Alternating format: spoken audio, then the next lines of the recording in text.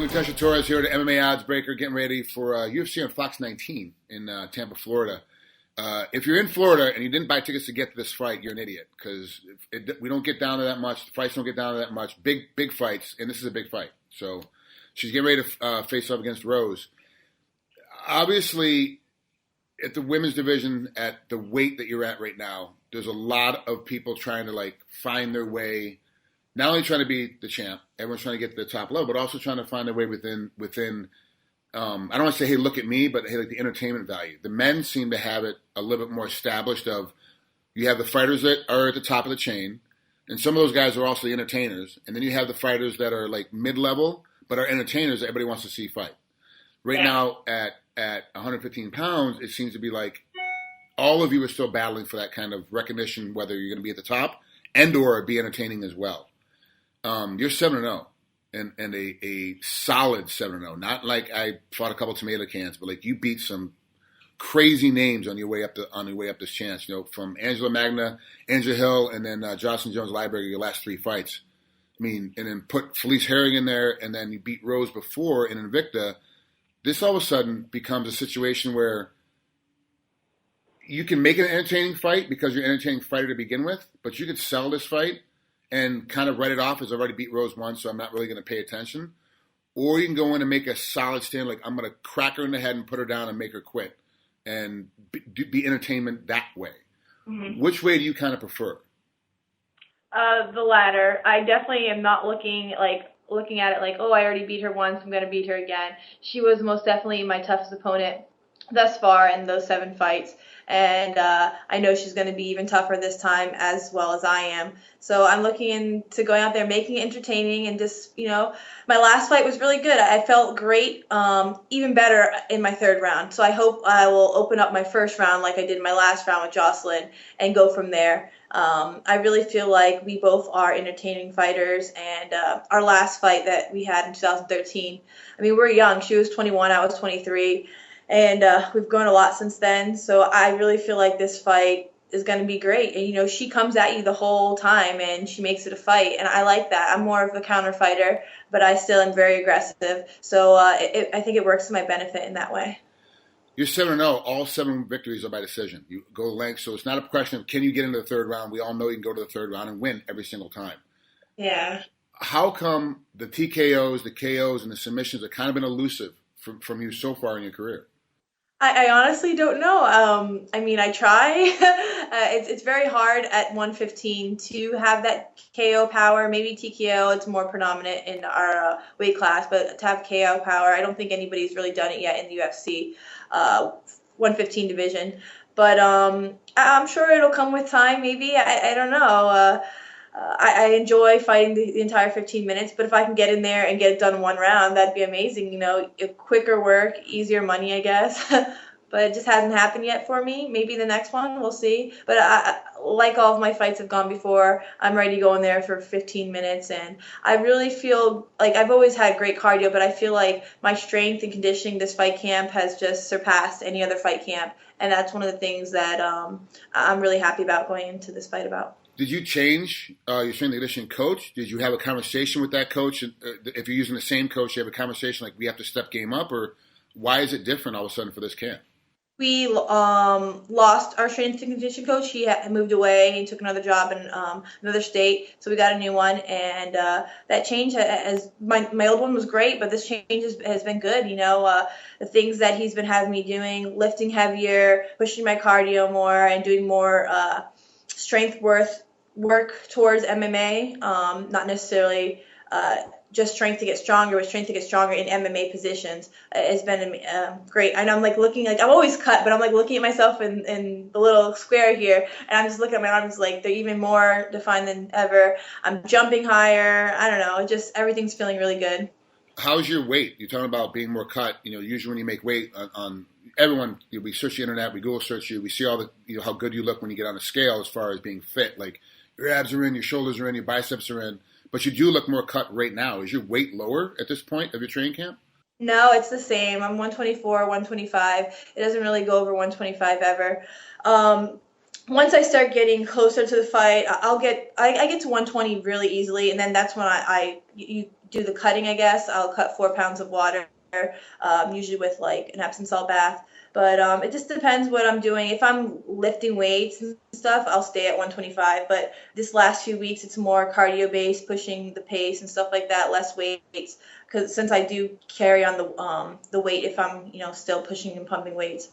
So right now it's just cardio-based and, keeping that stamina up and longer blast, I guess. I'm a fighter that does quick spurts, but my coach wants my strength endurance to be even better.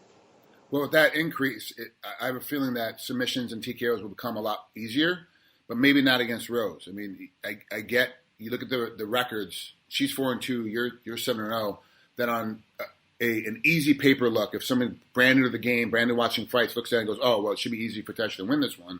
She beat her already, and she's undefeated. It should be simple.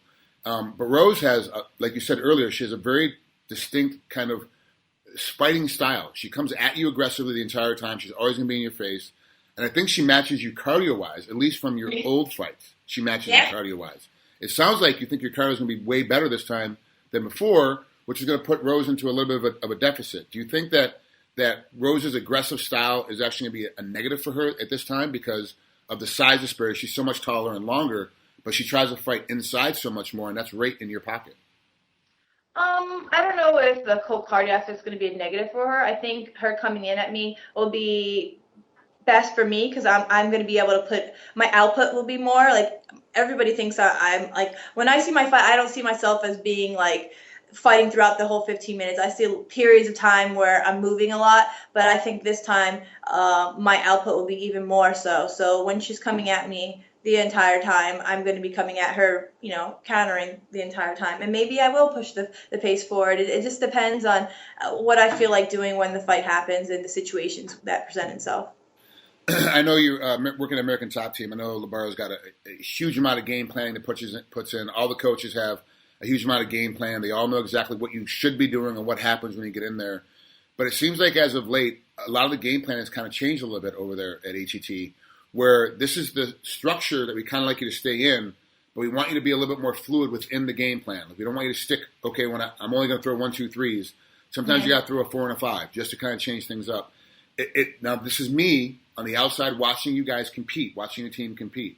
Is it? Have you gotten that sense inside while you're in camp going, oh, yeah, like they've kind of opened up our structure a little bit more?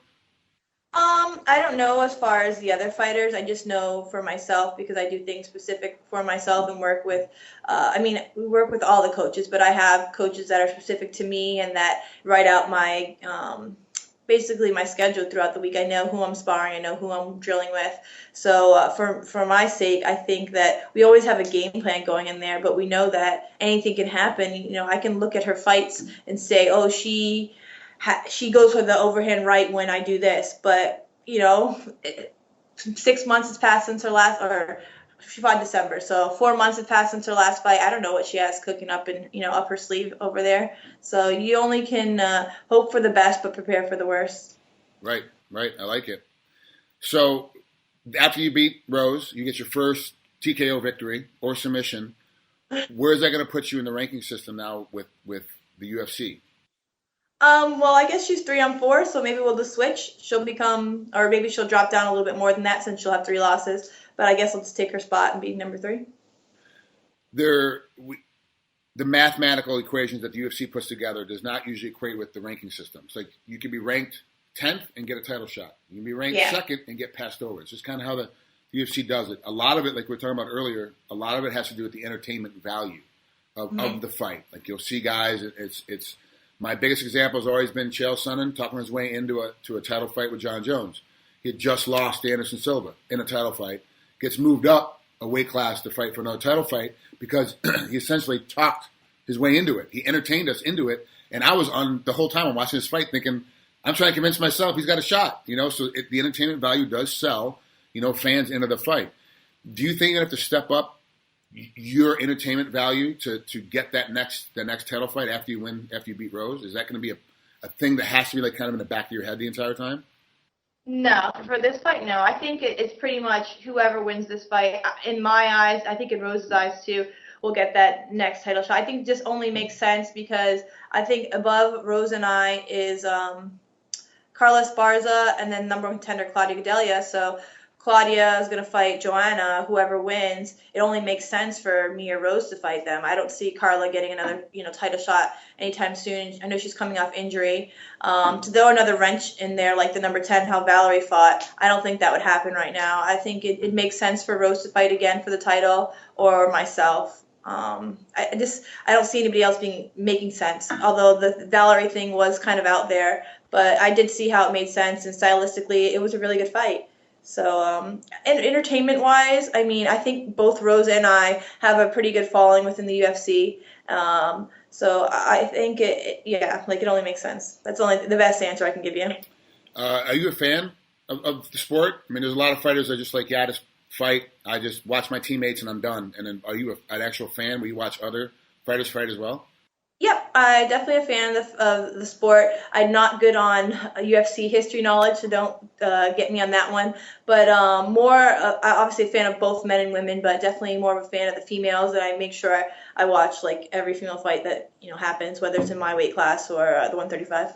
Outside in 135, I don't want you to pick anybody inside your weight class. Who's your favorite fighter at 135 that you actually enjoy watching, whether they win, lose, or draw? I like a lot of them. I like Miesha Tate, I like Jessica Ai a lot. I like Amanda Nunes. Obviously, she's my teammate. Holly Holm is another great one. A lot of the top level girls. It is getting tougher, really right? It is getting tougher to pick women, even in your weight class. It's getting tougher to pick your favorite fighter in the women division. The advancement's gone kind of crazy in the last couple of years. Like, it's jumped. The technique, the style, the ability to fight has actually jumped tremendously. So it is getting harder to pick your favorite fighters in those two weight classes. What about the men? Who's your favorite? In the men, I like a lot of the karate fighters. So Machida's fighting on my fight card, so that's pretty awesome. I like Stephen Thompson a lot. I like Darren Cruikshank, even though he just got cut. He's pretty amazing. Justin Scoggins, all the karate type fighters I like. And then obviously the champions are great. Demetrius Johnson from the smaller guys, up to the top with Daniel Cormier and now 185. Not Weidman, but Weidman's awesome too. Luke Rockhold. So yeah, like pretty much the main guys and stuff. But outside the main guys, all the karate fighters are really awesome to watch. So I got to ask you one more thing before we get out of here. You have a win over Paige Van Zandt. You have a win over Felice Herrig. But you see on like social networking, like the UFC does a real big push behind Paige. Mm-hmm. And I get it. I understand it. Like, to normal America, she's like, she's an easy push. For Midwest America, it's going to be an easy push. Do you feel like sometimes that you have to struggle with the UFC to be like, hey, look, like, we're here too. There's other ones out here too that could do a Toyota commercial, that could do a Harley Davidson commercial. Has that come along? And forgive me if you're already doing them and I don't know it. No, it's cool. Definitely, I would like to widen my scope and get into other things besides the fighting world, whether it be like commercial, like the Toyota commercial I got, but it wasn't from the UFC, and that's local to Dallas, but that was pretty awesome. But I'd like to dabble into other things, television stuff. One of the things, actually, my mom, like, she's like, oh, I have a premonition about you. Like, one day you're going to be on Spanish soap opera, the telenovelas. Like, and I'm like, yeah, I could probably do that because you don't really need any like acting talent. It's pretty much really, really fake for Spanish TV, if anybody who watches that. But I mean, I could learn other things and stuff, and I don't know. I think that, like you said, for the general America, blonde hair, blue eyes, young, beautiful, talented, that's what they want, and that's awesome. I understand she's opened doors for other people, but besides the beauty and stuff, there are other people that have a different type of beauty and talent. I got to be honest with you. I've went to acting school. I was part of my undergraduate, and then I've gone since. And the biggest thing I get is like, my Spanish is horrible. I can barely speak anything at all. Like, if you spoke Spanish, you'd have a job right now in telenovela because of your fight ability. People want you to be able to fight. They want that in the novella. So for you, it should be an easy jump to get into that if you ever choose to. And you're right, you don't need much acting skill when you first get in. You'll learn a lot while you're on set, and then it can move you on to other things. Misha Tate obviously is pushing in to do more movies and stuff, and Holly Holm, she doesn't want to, it seems like, but she's getting pulled into it because of winning, beating Ronda, whatever. It seems like, I have to be honest, it seems like more of the women are getting better options in entertainment outside of fighting than the men do. Has anybody approached you, besides your mom's premonitions, anybody else approached you about trying to do anything? No, honestly, but I think, again, that it goes back to having the right connections and having people alongside you, that maybe having a talent agent or something like that. And honestly, I don't even have a manager. I do it myself, and Dan Lambert, the owner of my gym, he takes care of my contracts. He's used to be a lawyer and such, and he handles some other guys from the UFC. So right now I'm basically a free agent. I don't want a manager, but I would be open to somebody as a talent agent or for sponsorship opportunities, because Dan doesn't do any sponsorship stuff on that route. But right now I pretty much just do my own thing. The fights will come, so I'm focused on fighting, but I'm definitely open to any and all opportunities. And you're 26, right? Okay, so you got a lot of years left in fighting. So this is a plan for the future, the jumping off, into novellas and starting an acting career. But it's not bad to start now. So if there's any talent agents out there that are looking to grab somebody new, and they're already in Florida, and especially with Cuba now being open, it's going to change the landscape of the Miami scene as far as where people are going to film things and how things are going to work. I pick her up. Like I'm telling you, this girl, if you get her now, you're going to be grateful in about 5 years from now when she blows up again. So she'll blow up in fighting and then blow up again in novellas. Trust me in this. Yeah. Tecia, thanks so much for coming on. I appreciate it. And thanks for everything we talked about today. Have a good rest of your training camp. I'll talk to you later. Thank you. Thank you very much.